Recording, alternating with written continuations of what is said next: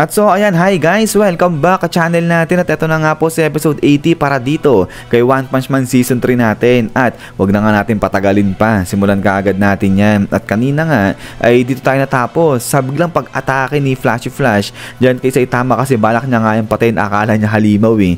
Etong si Kalbo, pero ito nga nakailag naman dyan dali-dali etong si Saitama. At now ang continuation yan is eto naman na. So dito ay pinapawis nga etong si Flashy Flash at eto ngayon, bigla niyang naalala na. Etong si Saitama, sabi niya nga dyan, teka lang, parang natatandaan niya na kung sino. Etong lalaki na to, isang low level na hero nga raw yan na nakita niya doon sa may Hero Association sa headquarters nila. At eto raw yung kasama ni Genos, sidekick ni Genos, sabi niya ganyan. So ano raw ginagawa niyan dito? At eto natandaan niya kasi si Saitama, nung nandun yan sa headquarters, nangihingi ng tsa.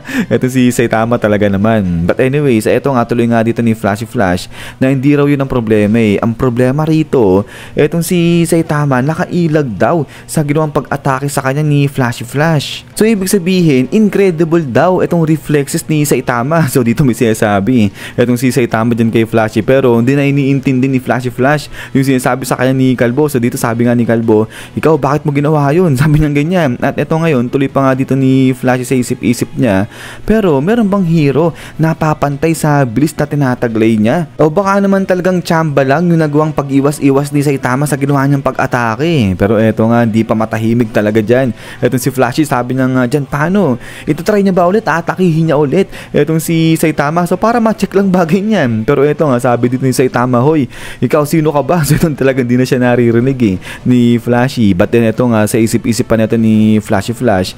Pero hindi na kailangan na atakihin niya ulit, na subukan niya etong si Saitama. Lalo na, kita naman daw, ay mas mahina eh etong si Saitama kumpara sa kanya. At so kaya eto salta si Saitama, sabi niya nga dyan, oh ikaw, sumagot ka dyan, magsalta ka kahit ano man lang, sabi niya ganyan. Kasi nga, hindi na napapansin eh etong si Saitama dyan. At eto nga, bagkos, ay talagang hinawakan pa ng mas matindi, na mas maigi ni Flashy Flash itong kanyang espada. At sabi niya nga rito, pero kung etong si Saitama ay talagang nagagawa ng ilagan yung mga pag-atake ni Flashy Flash, ibig sabihin, talagang nakikita nga raw ni Saitama yung mga bawat pag-atake na ginagawa nga nito ni Flashy Flash. At ayan, ay hindi niya nga raw pwedeng i-allow. So ito sa part na to, parang pride na lang yan eh, ni Flashy yung umiiral dyan, na sa sobrang bilis niya, hindi niya inaasahan na merong papantay din sa bilis niya at baka nga mas mabilis pa sa kanya eh, itong si Saitama. At now, ay ito nga ngayon, sabi pa ni Flashy Flash, pero itong presensya nga ni Kalbo,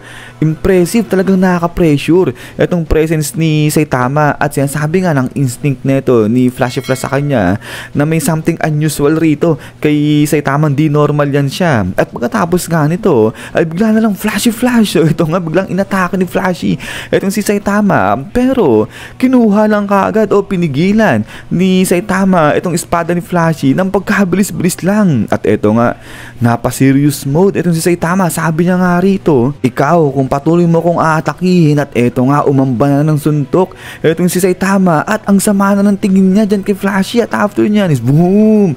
Grabe yung pressure dito kay Flashy, kala mo kinain na siya ng pressure dyan. At eto nga, takot na takot etong si Flashy dyan kay Saitama. At eto nga ngayon, biglang sabi ni Saitama, ibig sabihin, isa kang halimaw. So ito, babanatan niya na si Flashy. Pero eto nga, biglang dali-dali atras ng bagya etong si Flashy, sabi niya nga dyan, teka, sandali lang, hindi ba nakikita mo ka ba kung halimaw? Pagbasdan mo kung maigi, sabi niya ganyan. So inawat niya kaagad dyan etong si Saitama kasi makakatikim siya eh dito kay Kalbo. At eto nga ngayon, sagot na itong si Saitama. So parang wala nangyaring ngiti-ngiti na itong si Kalbo, sabi niya nga dyan, eh ikaw naman kasi kung manggugulo ka, magsabi ka, sabi niya ganyan. At eto nga ngayon, salita na itong si Flashy, sabi niya nga dyan na isa siyang hero, ang pangalan niya si Flashy Flash. At ito, sagot si Saitama, sabi niya nga dyan, eh bakit ganun? Bakit nga siya inatake ni Flashy Flash? At dalawang beses pa. So ito sabi ni Flashy, yun kasi ano siya, nagkamali siya, mistake lang daw yun, sabi niya ganyan. At eto tuloy nga nga dito ni Saitama.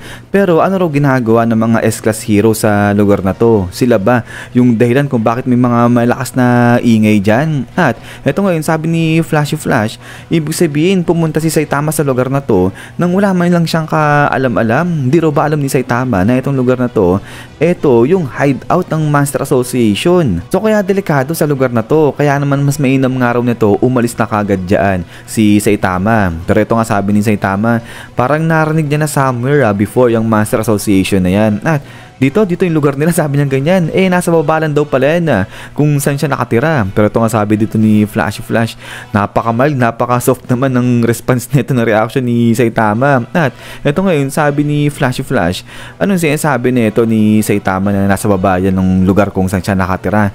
Yung taas nito, Ghost City nga raw yan. Kasi yung city sa may taas nitong hideout ng Monster Association, nasakop na yan ng mga halimaw. Ibig sabihin, wala na raw nakaka-survive dun sa may itaas nito. Pero ito nga sabi ni Saitama, hindi ganun. Kasi kapag may nakikita raw siyang halimaw, ginugulpi na, tinatapos niya lang daw. At yun pa, ang maganda rito, libre daw yung renta. Sabi niya ganyan. At so ito ngayon, ay napatahimik na itong si Flashy. Sabi niya nga dyan sa isip-isip niya.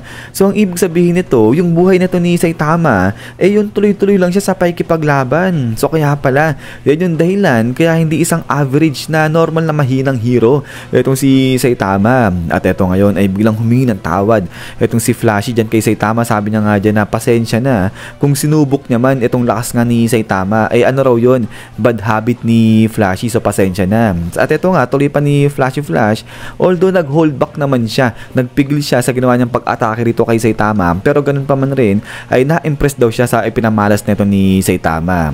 Pero ayun nga, mas maganda raw, mas mainam yan kay Saitama kung aalis na siya dyan sa Ghost City kasi nga masyadong delikado. At eto tuloy niya pa na mas maganda nga na umalis na rin dito si Saitama. At eto nga sabi ni Flashy na although medyo malakas-lakas okay rin naman etong si Saitama, pero hindi pa rin uubra etong si Saitama para sa mission nila rito. At eto nga sabi ni Saitama, bakit naman ganun? At eto nga sabi ngayon ni Flashy kasi marami daw mga halimaw rito na yung threat level nasa demon at meron na nga raw siya na encounter dyan na isang dragon threat level. Pero ito nga sabi ni Saitama na okay lang yun, walang problema, sabi ng ganyan. Pero ito nga, medyo nainis ng konti itong si Flashy. Sabi niya nga dyan na huwag nang magmatapang at saka magmalakas itong si Saitama. Meron nga raw dito yung pinaka-boss na ng mga halimaw at hanggang ngayon wala pang nagre-report sa kanila na natalo na yung boss na halimaw na nga na yun. So ito sabi nga ni Saitama, okay lang, walang problema, sabi ng ganyan. Pero yun nga sabi ni Flashy dito,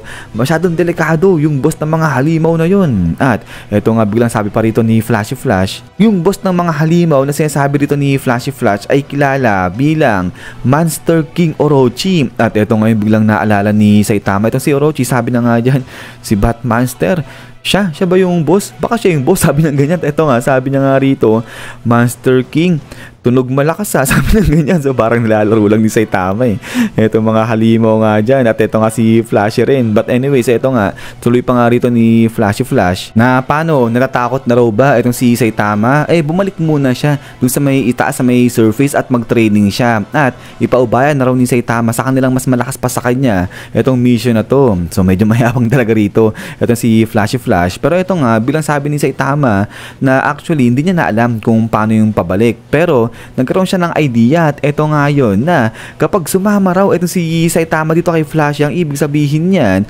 ay magkakaroon siya ng tsansa na makipaglaban sa mga halimaw. So kaya nga ito sabi ni Saitama, sige, sama ako sa'yo, sabi niya ganyan. At ito nga yung tapik-tapik ni Saitama, etong si Flashy, sabi niya nga dyan, sige ikaw na yung bahala, sabi niya ganyan. So ito sa isip-isip ni Flashy Flash, hindi siya kinakausap talaga ng maayos, hindi siya siniseryoso nito ni Saitama. At ito nga ngayon, tuloy nito ni Flashy Flash, kapag sila nakasalubong o naka-encounter ng malakas na halimaw, bahala dyan Itong si Saitama, hindi raw siya poprotektahan nito ni Flashy Flash. Pero ito nga sabi ni Saitama, okay sige, walang problema sa kanya yan. At so ito nga, biglang sabi nga ni Flashy, sige, bahala na nga dyan. Itong si Saitama, at ang gagawin niya ay bibilisan niya ng ngalan daw, magdadas siya para nga maiwan at mawala na sa landas niya itong si Kalbo dyan. At then after nga niya, boom, Grabe, sobrang bilis na ito ni Flashy. Talagang nagdash siya ng husto at eto nga, pinakain niya ng alikabok dyan. Etong si Saitama, but then eto nga, ay biglang takbo rin ng dali-dali dyan.